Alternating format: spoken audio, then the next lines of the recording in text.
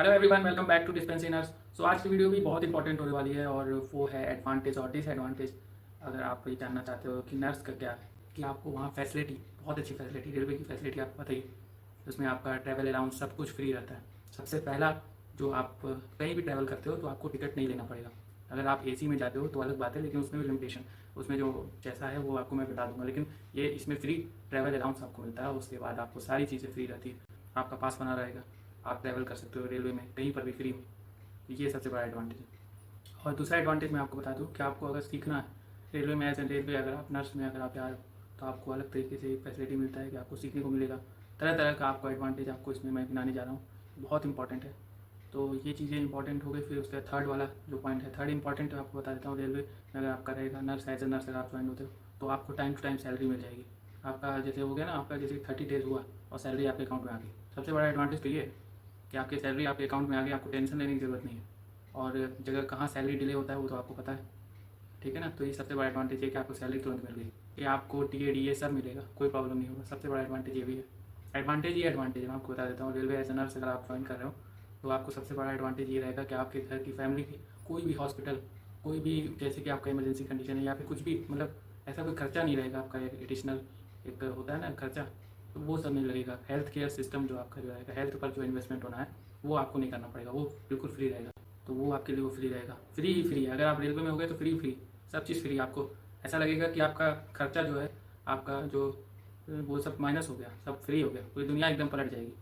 फिर उसके बाद आपको जो दूसरा जो इसमें जो मैं आपको जाने जा रहा हूँ, इसमें और क्या क्या एडवांटेज है। तो रेलवे में एडवांटेज ये रहेगा सबसे बड़ा एडवांटेज, कि आप जब उसमें हो जाओगे as a nurse, nursing superintendent post पर हो गए, तो आपको ये सब समझ लो कि आपको इसमें अलग तरीके का एक प्लेजर महसूस होगा कि आप मतलब रजिस्टर्ड नर्स तो हो ही, आपने जीएनएम और गवर्नमेंट जीएनएम से पढ़ाई की हो या बीएससी में, तो उससे तो फिर तो रजिस्टर्ड नर्स हो गए। लेकिन आपको अलग तरीके से एक प्लेजर महसूस होगा कि हाँ भाई आप मतलब कुछ हो रेलवे में।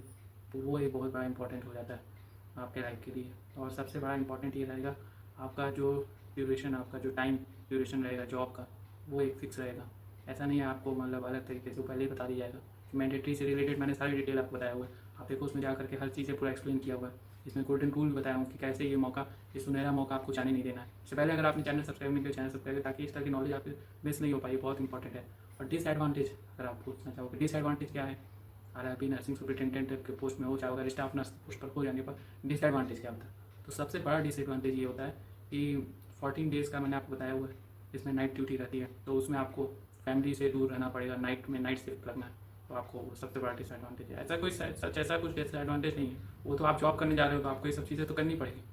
और बाकी ऐसी कोई डिसएडवांटेज नहीं कि आपको सैलरी से लेकर के कुछ भी आपको प्रॉब्लम नहीं होगी वहाँ पर।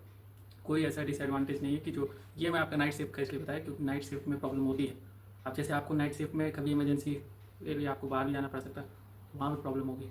तो लेकिन अगर ऐसा प्रॉब्लम होना नहीं चाहिए, वो तो आप वहाँ पर रेलवे क्वार्टर मिलेगा, तो उधर से कोई ऐसी प्रॉब्लम है नहीं।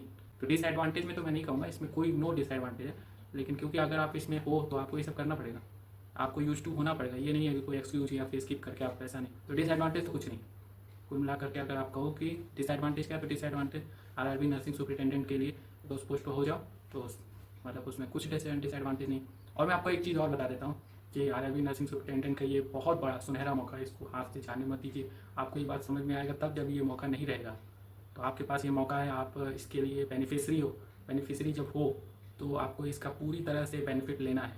ये नहीं सोचना है कि अब आगे बस आएगा वैकेंसी तो ये हो जाएगा। ये बस एक शेड्यूल जारी किया गया है, वो भी कैलेंडर, कि आपका होने वाले समय में पैरामेडिकल की पोस्टें आएंगी, लेकिन कोई कंफर्म नहीं है। तो ये चीज़ आपको समझना है।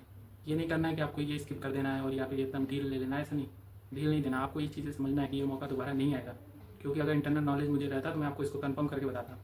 तो ये जो है ये आपका ये कंफर्म है, ये सामने है, इसको आप देखिए।